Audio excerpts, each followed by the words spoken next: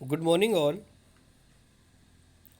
पिछली वीडियो में हमने चौथी जमात की दरसी किताब इब्तदाई उर्दू के सबक 3 परिंदों की दुनिया सबक से इसके कुछ मसीकी सवालात को मुकम्मल किया था और आज हम इसी सबक से इसके बचे हुए सवालात को मुकम्मल करेंगे।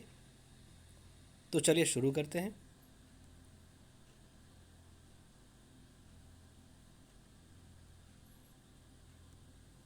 हाँ, अगला सवाल है, अलिफ और बे के हिस्सों को मिलाकर सही जुमले बनाइए और नीचे खाली जगहों में लिखिए। बाज़ परिंदे पानी में बड़े मज़े से तैरते हैं, जैसे बत्तख और मुर्गा भी। फर्स्ट का आपका हो जाएगा थर्ड वाला। ठीक। नेक्स्ट है, तोता मैना इस सफाई से बोलते हैं कि हैरत होती है। सेकंड का आपको हो जाएगा फोर्थ। नेक्स्ट, एक बार पिंजरे से निकल जाने के बाद वह कभी लौटकर नहीं आता। थर्ड का आपको हो जाएगा सेकंड। और लास्ट है, पुराने ज़माने में कबूतर से एक जगह से दूसरी जगह पैगाम पहुंचाने का काम भी लिया जाता था। लास्ट का आपको हो जाएगा फर्स्ट। आप इसको यहाँ पर किस तरह से फिल करेंगे, पहले आप ये वाला सेंटेंस यहाँ पर कॉपी करेंगे। इसके बाद इसका जो सही मैच है, यानी कि ये थर्ड वाला, इसको आप इसके आगे राइट करेंगे। सभी सेंटेंस आपको ऐसे ही राइट करने हैं। अगला सवाल है, नीचे दिए हुए लफ्ज़ों को उनके सही खानों में लिखिए। वाहिद, जमा। देखिए यहाँ पर हमें बहुत सारे अल्फाज दिए हुए हैं, इनमें से कुछ वाहिद हैं और कुछ जमा है। अब हमें उनको अलग अलग करना है। जैसे यहाँ पर देखिए फर्स्ट, ये क्या लिखा हुआ है, इतवार। इतवार क्या है, एक इतवार, संडे।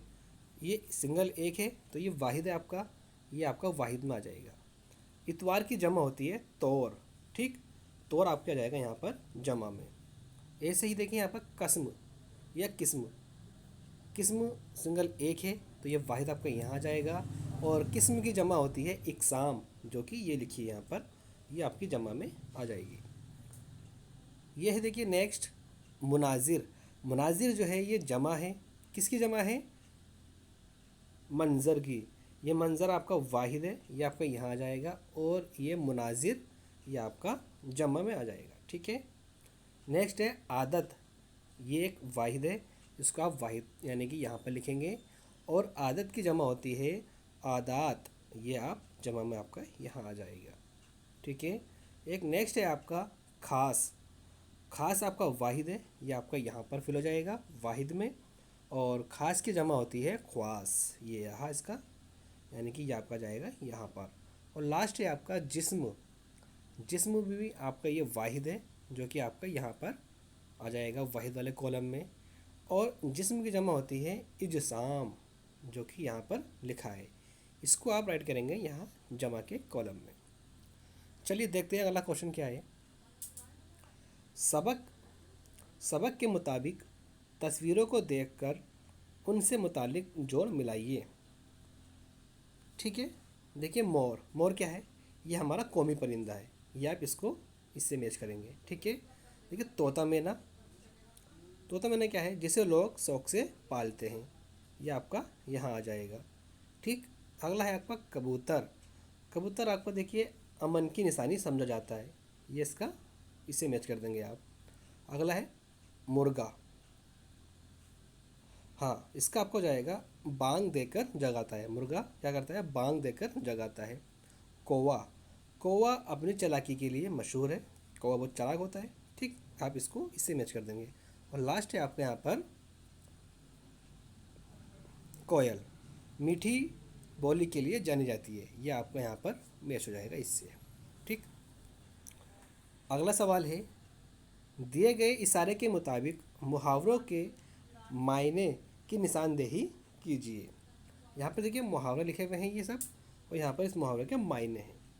और हमें क्या करना है, इनको मैच करना है किस मुहावरे के मायने क्या हैं। जैसे फर्स्ट देखिए यहाँ पर हमें दिया हुआ है टकटकी बांधना, जिसके मायने होते हैं पलक झपकाए बगैर देखना, लास्ट वाला। अब देखिए यहाँ पर तोता चश्म होना, इसके मायने होते हैं बेमरवत होना, इसका आपका जाएगा यहाँ पर ये बेमरवत होना। ठीक है। और पानी पानी होना, बहुत शर्मिंदा होना। आपे से बाहर होना, बहुत गुस्से में होना। ठीक है। आसमान सर पर उठाना, इसका आपको जाएगा बहुत शोर मचाना। अपना राग अलापना, अपनी ही बातें कहे जाना। और लास्ट है आटे में नमक होना, इसके मायने होते हैं बहुत कम होना। ठीक है, मैं एक बार मैच कर देता हूँ इनको। तोता चश्मा होना, बेमरवत। पानी पानी होना, बहुत शर्मिंदा होना। आसमान सर पर उठाना, बहुत गुस्से में होना। अपना राग अलापना, अच्छा ये छूट गया। आप ऐसे बाहर होना, ये थोड़ा सा गलत हो गया।